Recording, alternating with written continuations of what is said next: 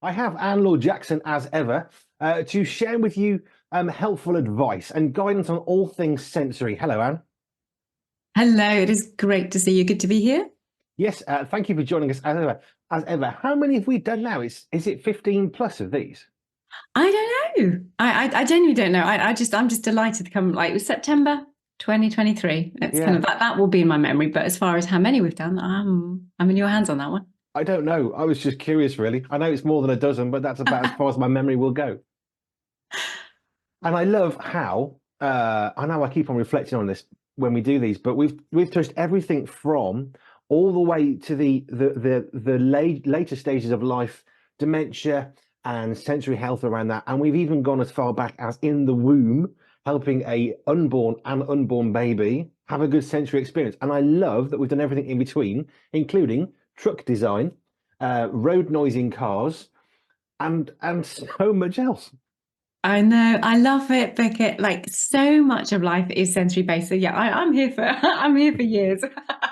I can talk and talk and talk about sensory. It is just it's so impactful in so many areas of life. It is utterly phenomenal. And when you see the changes as well, and part of it when I'm in the coaching, there's a bit at the end of the coaching where we ask for what was life before and what was like after and what's like what is life like now, those are precious, those precious things where those things are the things that are important for people.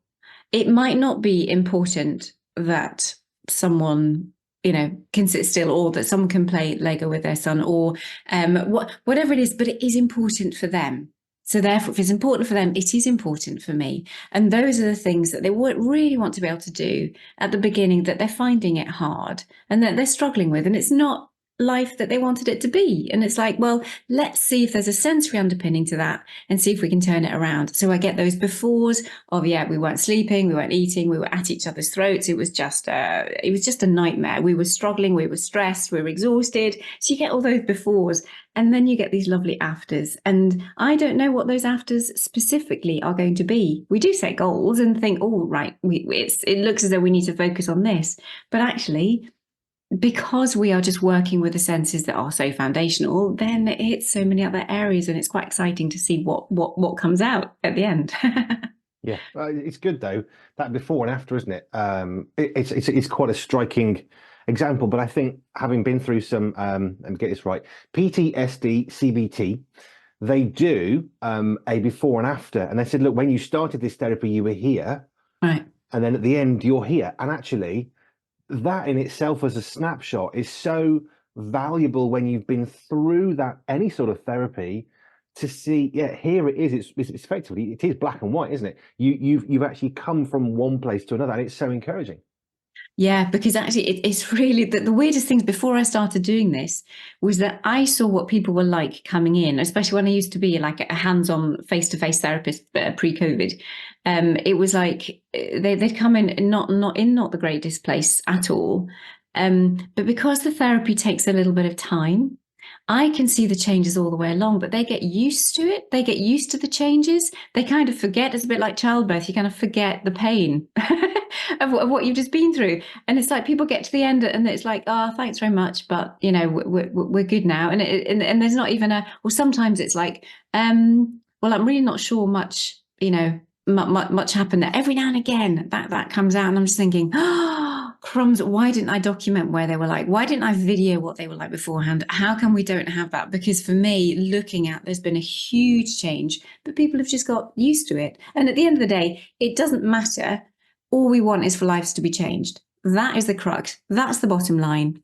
But sometimes it's a little bit discouraging when folks can't see that because they've actually changed so much in the journey that they can't reflect. So yeah, that's part of the reason why we now, or why now that is part of the process, that we do capture life before in video or words or whatever, and have a time to reflect. I think reflection is a powerful thing. I'm sure I shared this previously, earlier on actually, that I saw a video, and it was a video diary, literally every day, I think, or perhaps every week.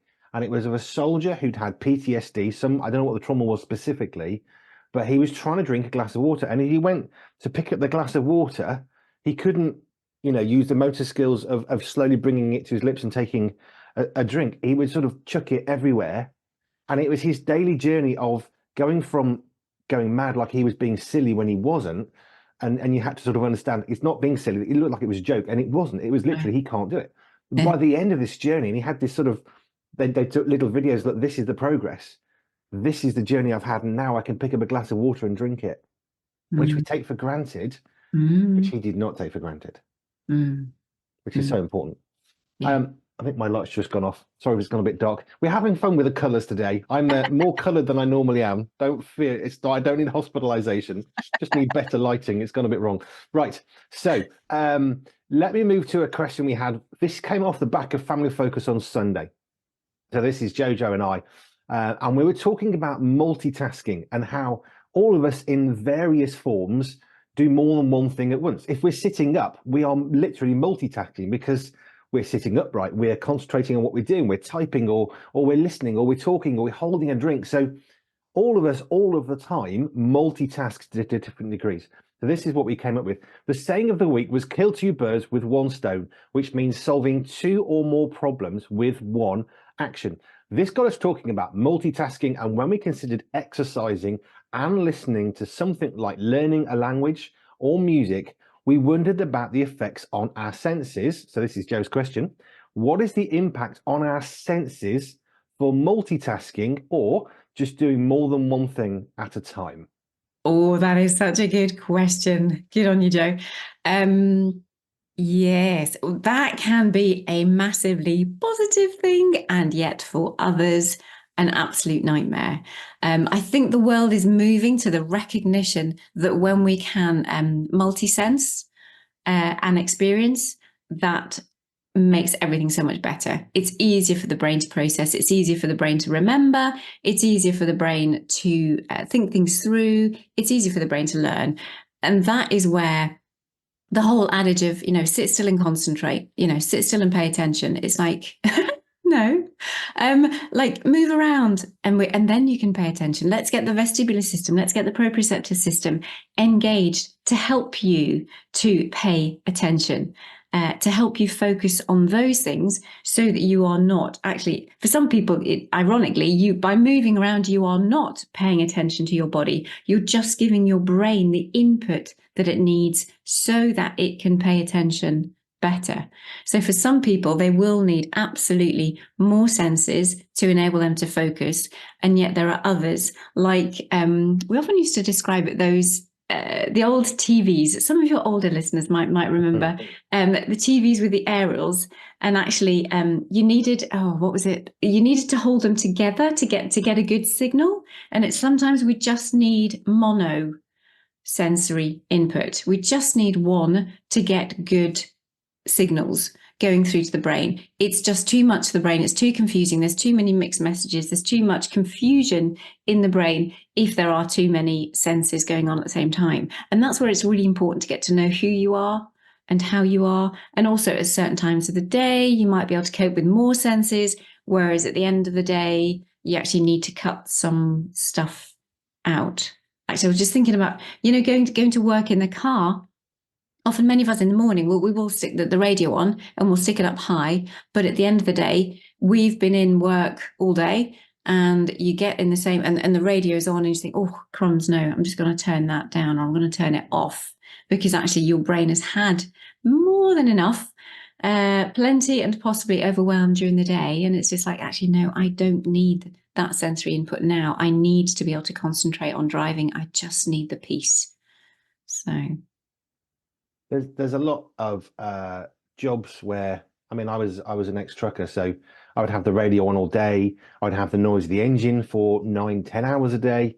If I was doing crane work, then I'm stood on top of an engine. So there's a lot of audio input that I was unable to switch off. The radio kept me going when I was driving, but even if it was switched off, it's still a noisy environment.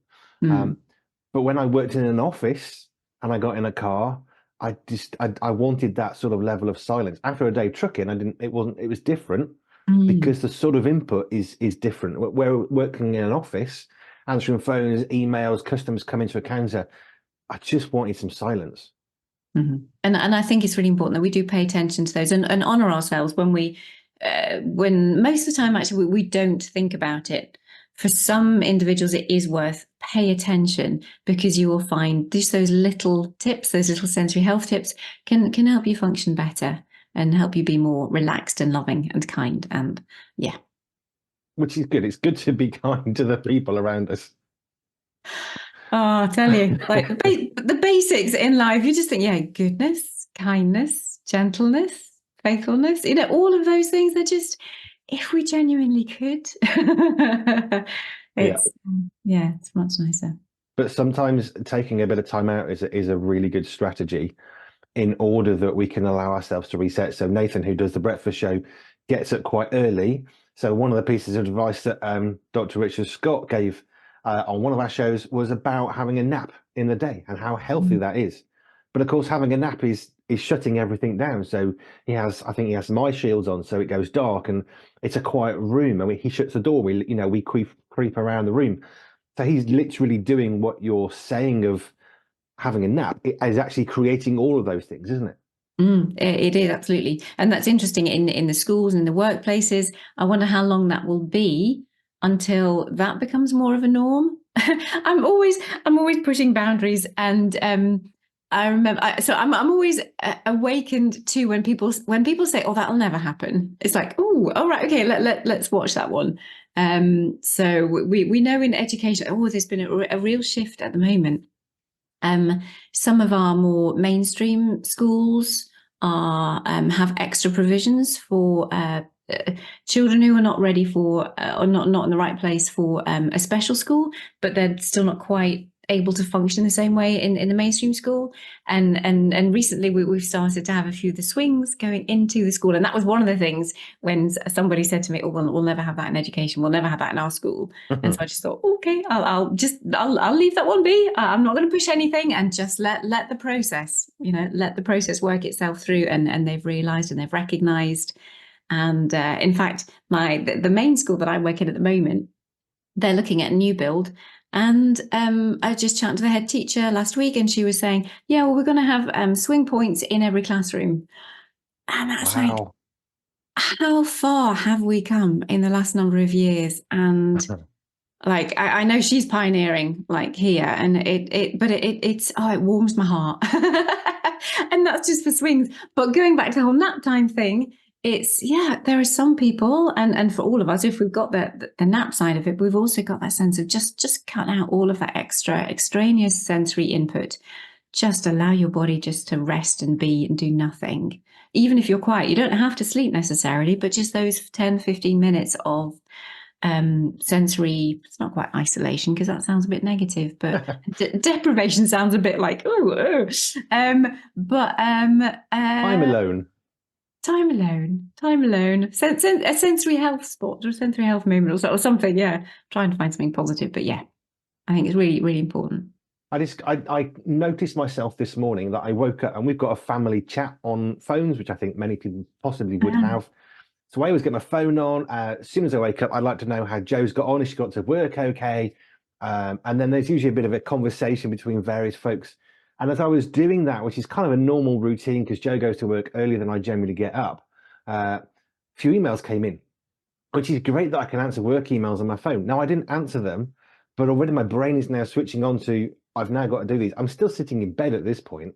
And this is one of the dangers of technology. And I hadn't really observed, I suppose, how do that sound a bit weird? It wasn't quite, looking down on myself. It was more of a kind of self-awareness of, oh, that's not great. So what I've just done on my phone is I did a little bit of digging, and you can turn notifications off for a time every day or how many days a week. So I basically turn my phone off now from 9 till 9 every day. So apart from my family, no one can message me. I won't get any pings or nothing, because I suddenly thought, God, I feel tired already. I haven't got out of bed. And then that was the kind of self-awareness of, but I've just seen 3 work emails. They're all really positive, actually. It's not really the point. It's taking my mind where I shouldn't be going at that point. Yeah, and that's so important. And same with I love 24 hours for me.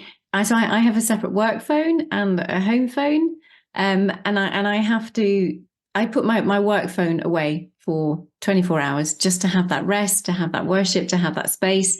Somewhere between Sunday and Saturday, that's my general 24 hours that I take. And it's really precious. The one thing that I need, I have an Apple Watch, so I have to switch my notifications off on my Apple Watch, and every now and again I forget that. I'm just like, oh no, like, so it's telling me something's happening. But it's like, but I then don't look at it with the fact that I'm thinking, oh, what was that for? And it's like, no, just leave that. Just take some time. Just rest for a moment, and then you can go back to it. But yeah, it's really important that we find those things that give us that space. And it's not just not doing something; it's deliberately doing nothing, which is a very different thing. Because if you're just not doing something, then you can still be passively. But if you're deliberately doing nothing, then you're actively taking yourself out of a situation rather than just sort of skipping along the side of it and not quite engaging. And that's one of the lessons I learned a long time ago. You can end up not doing much, but that's not the same as deliberately doing nothing. Right, you had a question, which my phone's just locked itself out. Of course it has. Right. So, anxiety and sensory processing. This one really interests me because I know what it feels like to be anxious. I'm not at the moment, but I have been anxious in the past. And my own experience of that is you either feel zero, there's just nothing that you can sense because you sort of shut off, or that you feel too much at the same time. And I've had both of those kind of polar opposite positions where you feel nothing or you feel everything all at once. So just talk to us about anxiety and sensory processing. Yeah. It's an interesting one because the root of anxiety could be sensory processing, but it also could not be sensory processing. It can also feed into sensory processing issues if your nervous system is that way sensitive and inclined. So yeah, they can be completely separate or they can be completely connected. And that's where the assessment comes in. But yeah, because our bodies are designed to primarily protect us. They are, or our senses are there for safety, so that we don't go around eating things that we shouldn't, that will poison us. That if something crawls on our skin, we will probably react to that because it might bite us and we'll die. If we swallow something and we have those receptors in the back of our throat, and if it's too big, we might choke and we'll die. If someone was to hang us upside down, we wouldn't last very long. And we would die because, again, we're not designed to live upside down. And it's our vestibular system that tells us that we are upside down, but the blood pumps the other way up. So everything about who we are primarily is about safety. And if someone spins you too much, unless you've got an underreactive vestibular system, then you're going to get dizzy and then you'll want to stop, or you'll throw up, or something's going to happen to protect you. So our senses are primarily there for safety. And therefore, if we are not well integrated, or if our senses aren't processing things terribly well, it can lead to that anxiety because it will stimulate that fight, flight, fight reaction, which will feed into or is part of that anxiety. But obviously, anxiety can come from other areas. There are obviously, emotional and social and other fears and other real life issues, finances and all the rest of it. All of that thinking stuff can really, make us anxious too, and trauma and other awful things that happen in life. So that they can be separately dealt with, but they will also, or can also, feed into sensory processing issues because the nervous system is heightened in that arousal state by all of the other non-sensory things. But when you raise the arousal level in the nervous system, then people are more sensitive to sight, sound, smells, touch, movements. So although it may not have a sensory root, it can overflow into the senses, and therefore we need to use the senses, the strategies, sensory strategies, to help, regardless of whether if the root is sensory, we need to treat it. If the root is a cognitive anxiety or an anxiety cause for other reasons, we would treat it, we would manage it with sensory strategies. Sorry, we would treat it if it's got a sensory processing root, and we would manage it with sensory processing issues if it is the anxiety is stemming from somewhere else. Unless someone doesn't have any, unless they're really well integrated, in which case the senses won't get involved at all. But I think that's more unlikely. Is that one of the classic things of let me start that again. Is depression and anxiety, are they similar, or are they different things going on? Yeah, different things. Again, really highly linked. But yeah, and a lot of my people will get depressed if we don't treat them well enough or soon enough, and that's why I'm always into, where we can, early intervention, or to make sure that in CAMS or any other type of mental health services, we are assessing the senses, because what can start off as anxiety can very, very quickly go to depression, or you can go to depression because actually your body's, why isn't, if you end up like your chappy, throwing a glass of water over yourself every time, like, you just got, like, how you can keep your spirits up, you need a really, your mindset has to be in a very strong place in order to not get depressed about that. And so the sensory processing can have a big impact into depression without any anxiety being there at all. Yeah. One of the things that I was thinking of, it's not necessary every time, but I would assume or sort of think of it as a classic sign of depression is that you don't really like crowds of people. You would struggle. So if you're suffering from depression, going to a football match, it's just not one of those things that you're probably going to be able to consciously do, because you just can't cope with all the people and the noise and the lights and all the stuff going on. That is too much of an overload while you're suffering from depression. But you're talking about some sort of crossovers as well, aren't you? So just for my brain, that doesn't quite get the difference. How would we define anxiety and depression? I know the crossover. What's the difference between the two things? In my head, someone else can speak into this for sure. Depression's on a lower level. Anxiety is much more on a higher level. So it's much more, you are anxious. So stress levels are up. Depression, it tends to be, in my head, just a lower,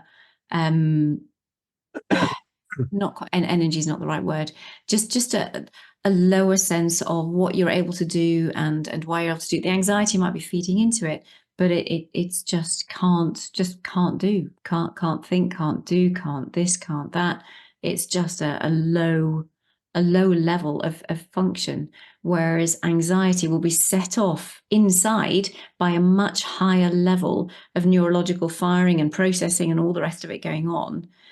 Which may mean that, yeah, they're still not going to go out, they're still not going to do this, they're still not going to do that, but it's not because of depression, it's because of an anxiety issue where everything is heightened in the system, whereas typically, and obviously they're putting people in boxes here, but depression is that they're not heightened, they are lowered, and working at much lower base. The outworking of it, the symptoms of it, look exactly the same, because they're both still perhaps more indoors, don't want to be connecting, don't have the energy, don't want to be doing this, a lot more avoidance, pulling away, but could have very, very different roots. Thinking about the people that you work with, do you find that as they go through that process of 6 months, 18 months, whatever the length of time, is there kind of a linear improvement, as in, does it go in a straight line every time they come, it's a bit better?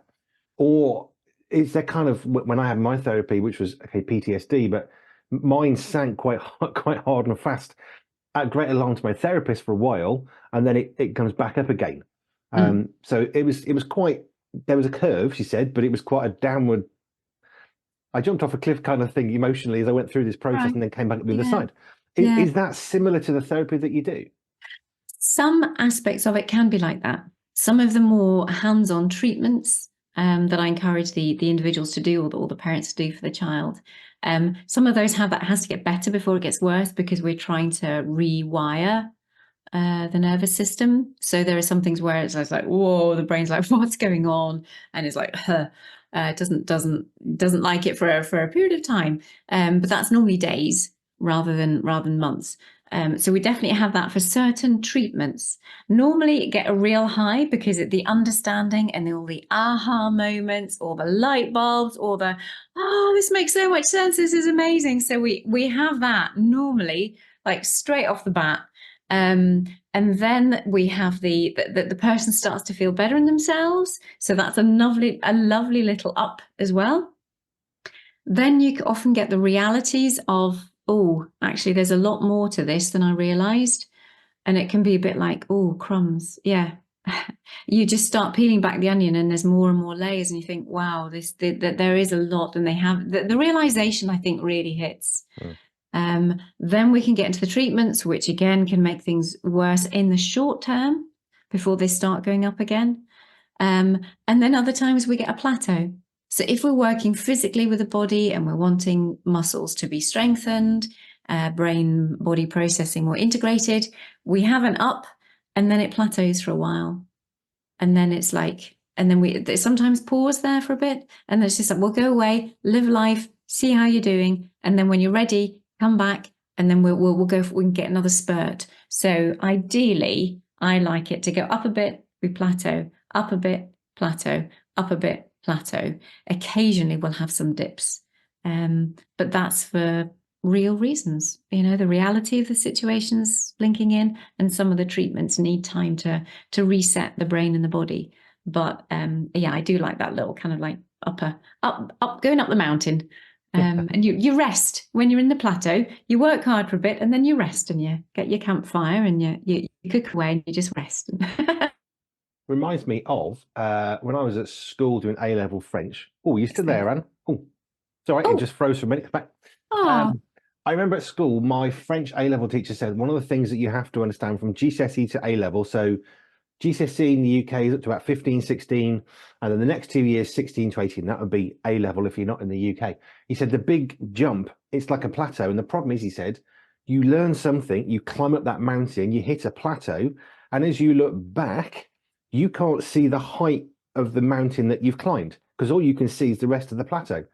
He said, you're going to find times when you're looking back and thinking, I've not made any progress. You have, but because you're on that flat space, that plateau, you can't see the climb that you've made. Therefore, you can't see the progress. Therefore, you might feel quite down that actually I'm not developing in that. It was French A-level, but is that a sort of similar way of talking about what you're saying? Yeah, it's quite remarkable, isn't it? Yeah, absolutely. And that's again that the time to reflection is good. It is always good to. It's an interesting word. Is it always good to look back? That'll be a point for discussion. But in essence, I think it is, because we don't realize how far we've come. And when I get to talk about this, because it's so instinctive in me after 30 years of reading and learning and doing and working with people, I kind of think I really don't know very much. I like it's not. Why am I doing this? But that's just because it's that normal for me that I don't appreciate it until I speak to somebody who doesn't know, or a family who is genuinely struggling, and it's like, wow, yeah. So I really do know things here. And give me the grace and the kindness and the goodness and the wisdom to know how to communicate to that to the people, so that they can get it for themselves, because that's what I want. I want people to get this for themselves, so they are much more empowered in their own life. You'll like this then. So this is a French teacher. So he'd done French at primary school for a couple of years, secondary school for 5. That's 7 years. He then did A-level, so that's 9 years. He then did a degree. So he'd been speaking more than a decade. The day before he went into one of his final degree university oral exams, he was getting a dictionary to look at the word for "and" in French, because he had a complete blank. How do I say the word "and" in French? Having spoken it for 10 years, and that's where he talks about his plateau. Sometimes you look back and you forget how much you've made and how much experience you've got, like you're saying. And he was literally looking at the word in the dictionary for the word "and" in French at a degree level, because he'd forgotten or thought he didn't know.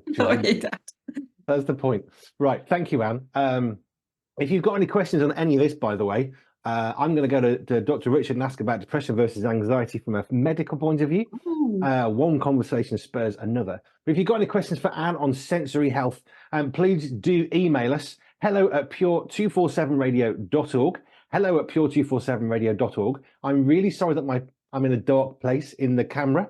If you're watching this, it's not deliberate. It's not a new look. We'll fix that for next week. And if you want to know more about Anne Laure Jackson, we've got a page dedicated to her website on our website. Just go to pure247radio.org/ALJ. That is perfect. That is so good. That is like ALJ, because that's what I call myself all the time when I'm working with a team, when we're talking, it's like ALJ. So the fact that you're pure247radio.org/ALJ, it's like class. Really good. We do try. And I'll try and get the lighting sorted for next time, and my light won't go off. But hey, it's not meant to be a dark image. That's not the plan. Thank you, Anne, as ever. We'll be back next week. Send your questions to us for Anne, whatever they may be about your sensory health, topics you've seen in the news, how does sensory health affect whatever situation. 30 years of experience. We are giving you that every week for you to use. Use this. It's wonderful. Thank you, Anne. That's lovely. Thank you. Bless Bye for now. everybody. Bye-bye.